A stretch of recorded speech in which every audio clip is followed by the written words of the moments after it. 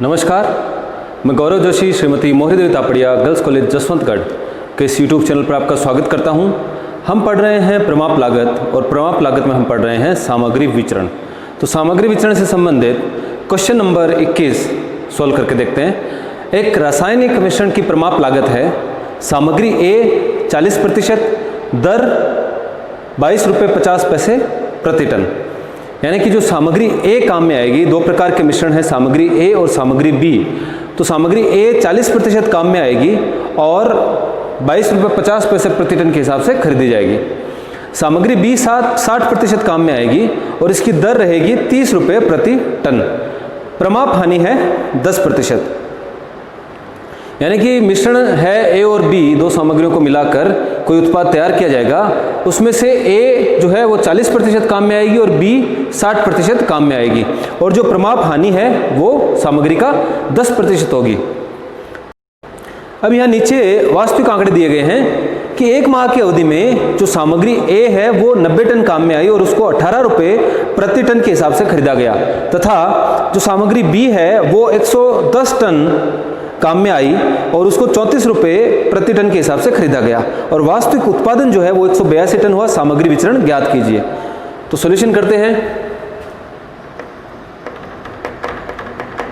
Material है A और B, standard, actual, quantity, price, cost, quantity, price, cost. सामग्री A 40% या फिर 100 में से अगर जो टोटल स्टैंडर्ड मिक्स है, टोटल सामग्री अगर हम 100 माने तो 100 में से 40 काम में आएगी A की और 60 टन मात्रा काम में आएगी B सामग्री की। कुल मिलाकर 100 टन सामग्री अगर काम में ली जाए। लॉस है 10% का, तो 100 टन में से 10% 10 टन का लॉस हो जाएगा और जो उत्पादन होगा वो होगा 90 टन। जो सामग्री A है वो 22 रुपये 50 पैसे प्रति टन के हिसाब से खरीदी गई। ये 30 रुपये प्रति टन के हिसाब से खरीदी जाएगी। ये प्रमाप है, प्रमाप मूल्य निर्धारित किया गया है। और कॉस्ट जो आएगी 40 टन सामग्री को 22 रुपये 50 पैसे के हिसाब से खरीदने पर कॉस्ट आ रही है 900 रुपये। इसी प्रकार 60 टन सामग्री को 30 रुपये प्रति टन के हिसाब से अगर खरीदा जाएगा तो कॉस्ट आएगी 1800 रुपये, यानी कि 2700 रुपये की प्रमाप लागत निर्धारित की गई। एक्चुअल में 90 टन सामग्री काम में आई A की, 110 टन सामग्री काम में आई B की। जो प्राइस चुकाया गया 18 रुपये प्रति टन के हिसाब से A सामग्री खरीदी गई और 34 रुपये प्रति टन के हिसाब से B खरीदी गई। कुल मिलाकर 200 टन सामग्री जो है काम में ली गई, और जो आउटपुट हुआ, जो एक्चुअल आउटपुट हुआ, जो लॉस था, लॉस हुआ 18 टन का, क्योंकि आउटपुट दिया गया है 182 टन, तो इसलिए 18 टन का लॉस हो गया। और जो एक्चुअल आउटपुट हुआ 182 टन का। A सामग्री 90 टन काम में ली गई, 18 रुपये प्रति टन के हिसाब से खरीदी गई, तो 1620 रुपये की A सामग्री खरीदी गई। इसी प्रकार 110 टन सामग्री B की खरीदी गई 34 रुपये प्रति टन के हिसाब से, तो 3740 रुपये की B सामग्री खरीदी गई। तो कुल मिलाकर जो है 5360 रुपये की टोटल एक्चुअल कॉस्ट आई 182 टन उत्पादन करने पर। मटेरियल कॉस्ट वेरिएंस, सबसे पहले मटेरियल कॉस्ट वेरिएंस ज्ञात कर लेते हैं। MCV is equal to TSC minus TSC। अगर प्रमाप उत्पादन और वास्तविक उत्पादन में अंतर हो तो हम टोटल स्टैंडर्ड कॉस्ट को एक्चुअल प्रोडक्शन के लिए ज्ञात करते हैं। TSC for actual production. Formula है TSC total standard cost upon standard production into actual production. Actual production, actual output या एक्चुअल प्रोडक्शन तो TSC है 2700, तो 2700 की हमने टोटल स्टैंडर्ड कॉस्ट कुल प्रमाप लागत निर्धारित की थी अगर 90 इकाइयों का उत्पादन किया जाए तो, लेकिन वास्तव में 182 इकाइयों का उत्पादन किया गया है। तो 182 इकाइयों के उत्पादन के पीछे अगर हम प्रमाप लागत निर्धारित करते तो कितनी करते, तो 2700 हमने डिसाइड की 90 इकाइयों के उत्पादन के पीछे, तो 182 इकाइयों के लिए अगर हम प्रमाप निर्धारित करते तो हम प्रमाप लागत 5460 रुपये निर्धारित करते। तो total standard cost for actual production है 5460 रुपये, टोटल एक्चुअल कॉस्ट है 5360 रुपये, यानी कि कम लागत पर उत्पादन कर लिया गया। तो 100 रुपये से ये जो विचरण है वो फेवरेबल है। दूसरा है material price variance. Material price variance में SP minus AP into AQ actual quantity. तो A और B दोनों के लिए अलग अलग ज्ञात किया जाएगा material price variance. Standard price है 22 रुपये 50 पैसे A का, B का स्टैंडर्ड प्राइस है 30 रुपये, A का एक्चुअल प्राइस है 18 रुपये, B का एक्चुअल प्राइस है 34 रुपये। एक्चुअल क्वांटिटी है 90 टन A की और B की है 110 टन। इसको हल कर लेते हैं। तो A कम मूल्य पर खरीदी गई 22.5 रुपये हमने प्रमाप निर्धारित किया था और 18 रुपये पर खरीद ली गई। इसका मतलब एक जो है के लिए कम मूल्य चुकाया गया, तो प्रमाप अनुकूल है। 4.5 रुपये से प्रमाप अनुकूल है। इसको 40 से 90 से गुणा कर दिया 4.5 को, तो 90 से गुणा करने पर 405 रुपये का फेवरेबल आ रहा है A के लिए विचरण। और ये जो है 30 रुपये प्रमाप निर्धारित किया था, प्रमाप मूल्य निर्धारित किया था, 34 रुपये में खरीदी गई, अधिक मूल्य चुकाया गया 4 रुपये से प्रतिकूल विचरण है। 4 को 110 से गुणा कर दिया 440, ये प्रतिकूल है। और इन दोनों का कुल मिलाकर जो है मटेरियल प्राइस वेरिएंस आ रहा है, प्रतिकूल आ रहा है 35 रुपये से। तीसरा material usage variance, standard quantity minus actual quantity into standard price. तो हमने बात की थी कि अगर एक्चुअल स्टैंडर्ड आउटपुट और एक्चुअल आउटपुट में अंतर हो तो स्टैंडर्ड क्वांटिटी को एक्चुअल आउटपुट या एक्चुअल प्रोडक्शन के लिए ज्ञात करते हैं, क्योंकि तो SQ फॉर एक्चुअल आउटपुट क्या होगा, standard quantity upon standard output into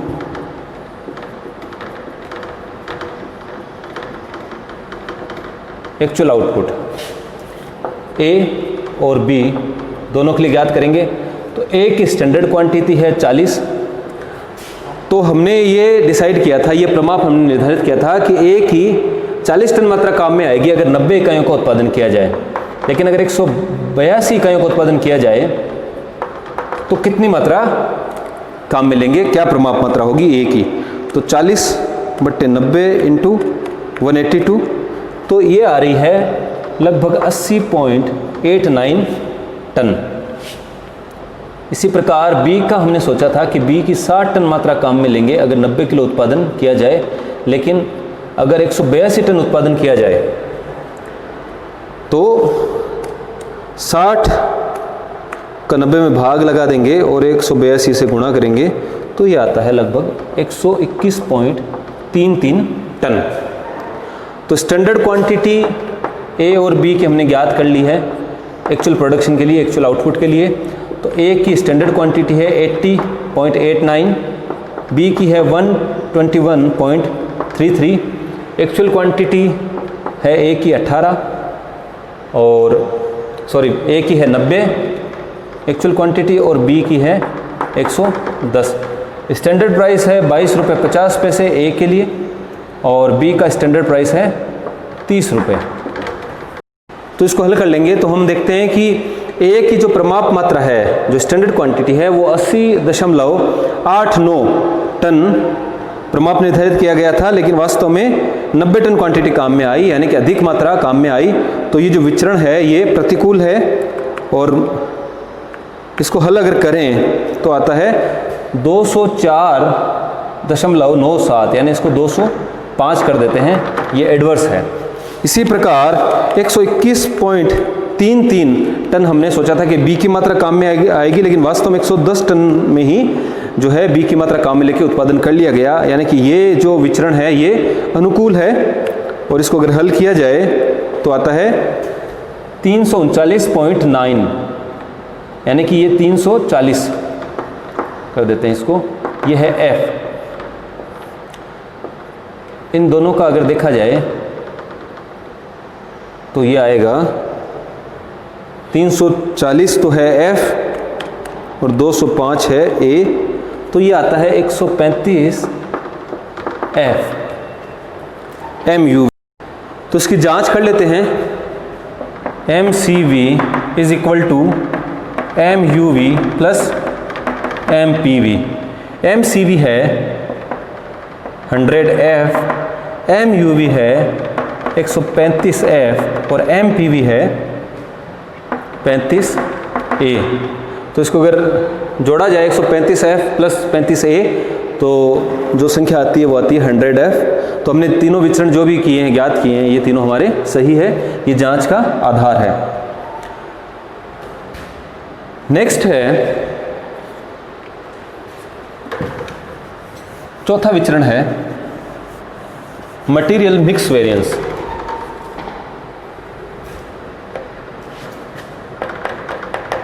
M M V, M M का वी का फॉर्मूला है R S Q minus A Q into S P. R S Q for actual mix standard quantity upon total standard mix into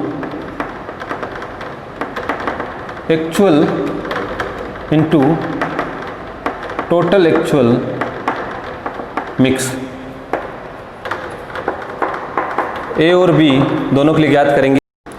are S Q होता है R S Q for actual mix.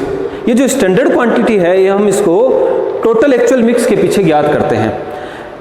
100 इकाइयाँ अगर काम में ली जाएंगी, प्रमाप हमने निर्धारित किया था कि अगर 100 इकाइयाँ काम में ली जाती है तो 100 में से 40 टन जो है वो ए की मात्रा काम में ली जाएगी और 60 टन सामग्री बी की मात्रा काम में ली जाएगी। लेकिन वास्तव में 200 टन जो है सामग्री काम में ली गई।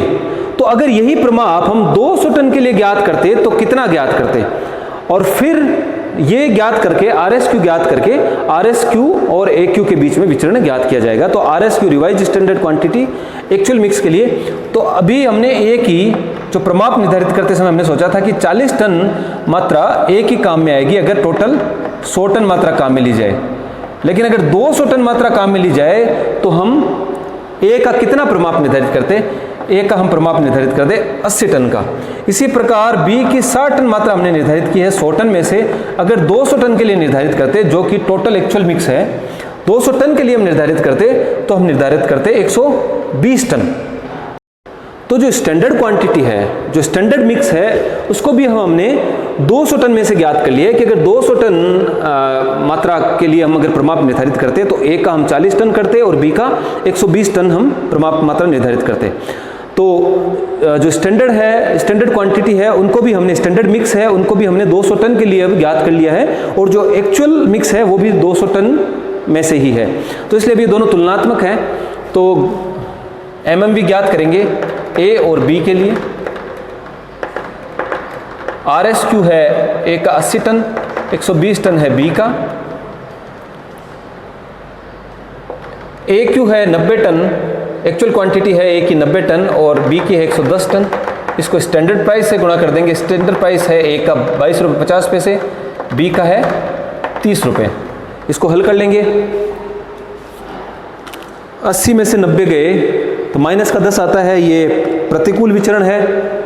10 इंटू 22.5 225 ए। इसी प्रकार 120 में से 110 गया, 10 आ रहा है, ये फेवर में है तो 300 एफ। और इन दोनों का मिलाकर जो मटेरियल मिक्स वेरिएंस आ रहा है वो आ रहा है 75F। मटेरियल मिक्स वेरिएंस के बाद हम ज्ञात करेंगे मटेरियल सब यूजेज वेरिएंस। मटेरियल सब यूजेज वेरिएंस, पांचवा है मटेरियल सब यूजेज वेरिएंस। सब यूजेज वेरिएंस है SQ minus RSQ into AQ। A और B दोनों के लिए ज्ञात कर लेंगे। SQ हमने ज्ञात किया था, SQ एक्चुअल आउटपुट के लिए होता है और RSQ जो होता है टोटल एक्चुअल मिक्स के लिए। तो SQ हमने ज्ञात किया था A के लिए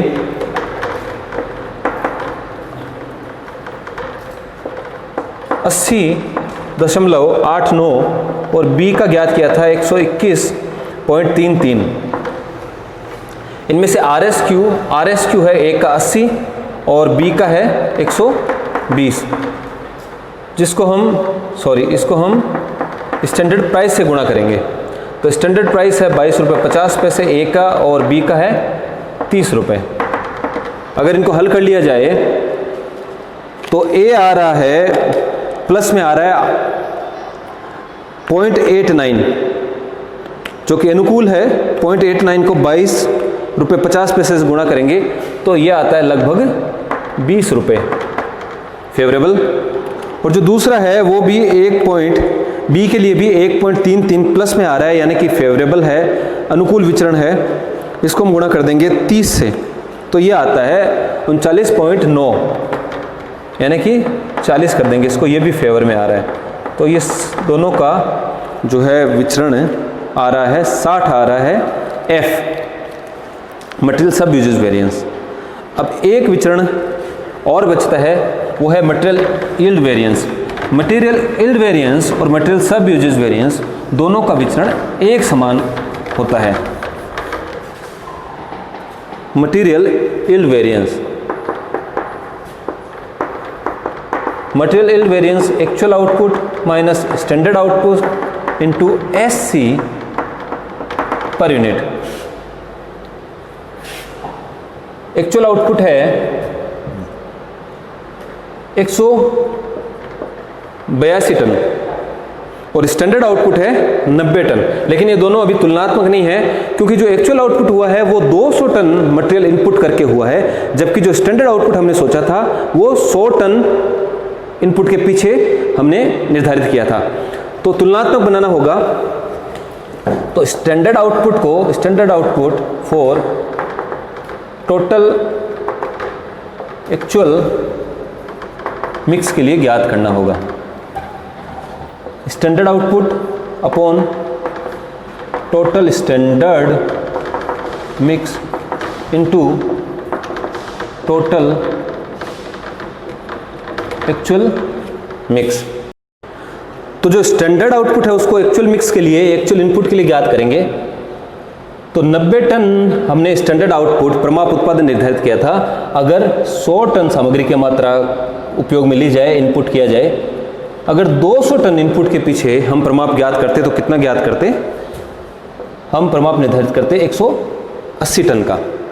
तो स्टैंडर्ड आउटपुट है 180 टन और SC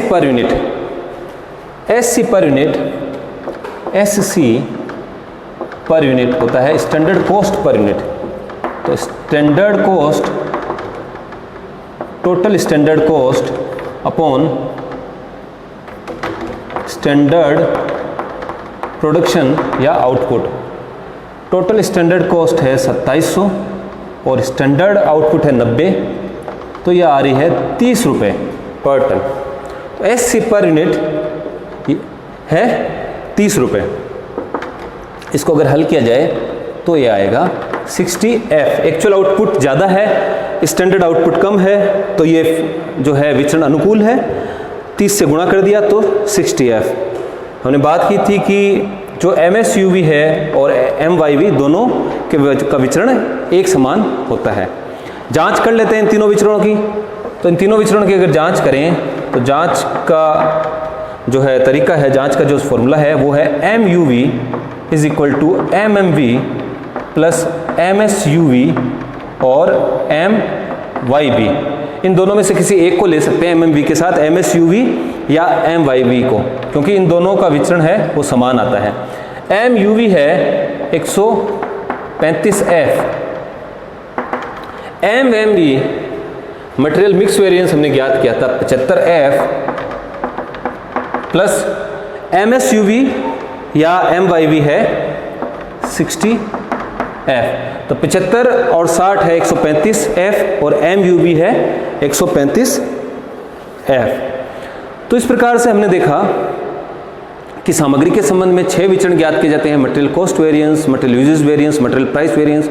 और ये इन तीनों विचरणों की जांच करने के लिए हम मटेरियल कॉस्ट वेरिएंस जो है, material cost variance, material usage variance और मटेरियल प्राइस वेरिएंस के बराबर होना चाहिए।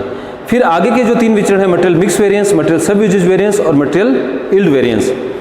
तो मटेरियल मिक्स वेरिएंस और मटेरियल सब यूजेस वेरिएंस या मटेरियल यील्ड वेरिएंस जो है, इनकी जांच करने के लिए सूत्र है material usage variance is equal to MMV plus MSUV या MYV। तो इस प्रकार से 6 विचरण ज्ञात किए जाते हैं सामग्री विचरण के संबंध में। अगर एग्जाम में क्वेश्चन आता है सामग्री विचरणों की गणना करने के लिए, तो ये 6 प्रकार के विचरण जो है ज्ञात करने होते हैं। तो आज तक की क्लास में हमने जो सामग्री विचरणों से संबंधित जो भी क्वेश्चन थे, अलग अलग तरह के जो जितने भी क्वेश्चन थे, वो सारे क्वेश्चन हमने सोल्व करके देख लिए हैं। आगे अगली क्लास में हम श्रम विचरण की गणना करेंगे।